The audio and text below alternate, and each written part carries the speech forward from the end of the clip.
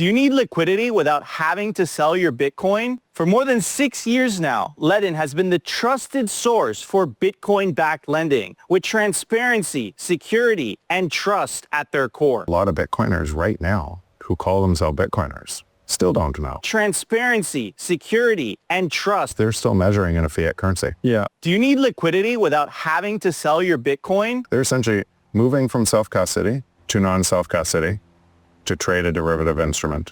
In other words, they're increasing their risk to move to the centralized system. Transparency, security, and trust. When we talk about would politicians see this, or would this person see this, or we just have to say, would you, right? Would every person see this?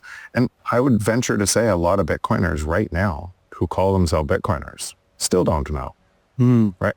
And still they would fall for these traps, those people, and they would give that more energy because they're still measuring in a fiat currency. Yeah. They're still measuring in price go up. Yeah. Right. They're still centralizing. They're essentially moving from self-custody to non-self-custody to trade a derivative instrument.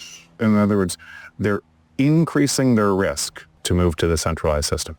Yeah. And so if many Bitcoiners are still doing this, and of course politicians, of course other people who don't know this yet are doing it. And this is why the system change is so chaotic and so hard, because it's actually not the system, it's us. It's our cognitive dissonance of where we're going to spend our time. And that's happening to 8 billion people on the planet, and it's going to take time. Yeah. Right. Yeah. And a lot of people are going to fight this. So what would you expect to happen from this? If you've always lived in a system of theft, always, and that system had to centralize more and more because it's based on stealing that productivity that should flow to all humans and centralizing it up, then you have to ask, who would win from such a system?